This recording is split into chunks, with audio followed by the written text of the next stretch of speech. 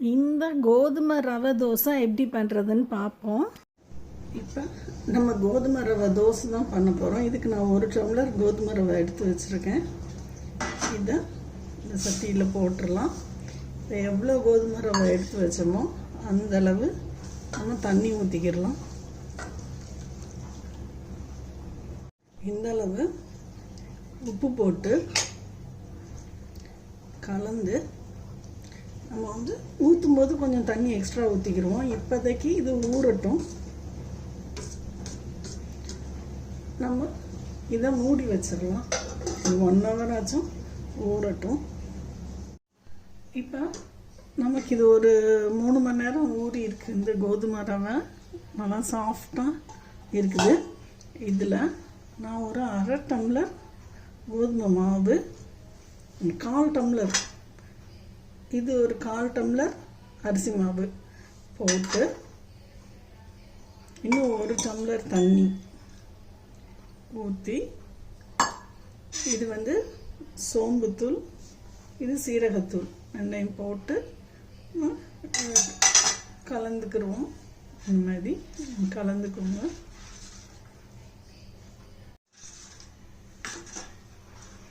நல்லா கட்டி இல்லாமல் கரைச்சிக்கோங்க. இப்போ நம்ம 1 டம்ளர் கோதுமை ரவை போட்டோம். அதுக்கு நம்ம இப்போ 2 டம்ளர் தண்ணி ஊற்றி, 1 டம்ளர் தண்ணி ஊற வச்சோம், 1 டம்ளர் தண்ணி ஊற்றி கரைச்சிருக்கோம். இப்போ இதை மூடி வச்சிடலாம். இப்போ வெங்காயம் தாளிச்சுக்கிடலாம். இப்போ இதில் நம்ம கொஞ்சம் எண்ணெய் ஊற்றிக்கிடுவோம். தோசைக்கல் வச்சுருக்கேன். இதுக்குள்ள சோம்பு, கடுகு வெடிக்கட்டும். கொஞ்சோண்டு எள்ளு போட்டு இந்த பூண்டு, வெங்காயம், இஞ்சி எல்லாம் போட்டுருங்க. இந்த பச்சை மிளகாயை பொடியாக கட் பண்ணிட்டு வரேன். இந்த பச்சை மிளகாயை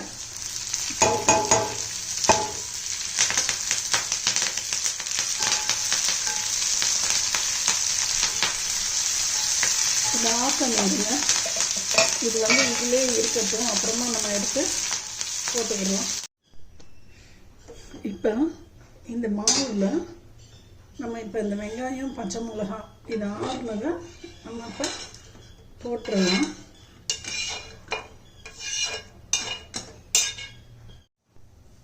இது நல்லா கலந்து விட்டுருங்க. நாம் இப்போ தோசை ஊற்றிக்கிடலாம். கல் காஞ்சிருச்சு. இந்த மாதிரி கலந்து விட்டுக்கோங்க. நம்ம மொத்தம் 2 டம்ளர் தண்ணி ஊற்றிருக்கோம். அதுக்கு மேலே தேவைப்படாது. ரொம்ப ஊற்றினா எடுக்க வராது தோசை நமக்கு.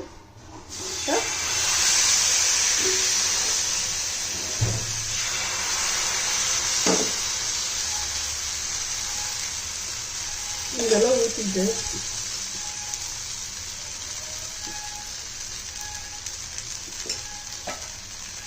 நம்ம மூடி வச்சிடலாம். இப்போ நம்ம திறந்து பார்ப்போம். நமக்கு இது ஓரளவு வெந்திருக்கு. இந்த மாதிரி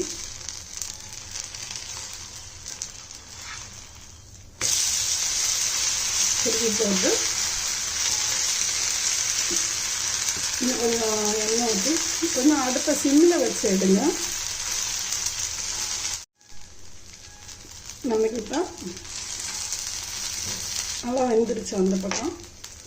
இப்போ யம்மியான கோதுமை ரவை தோசை ரெடி.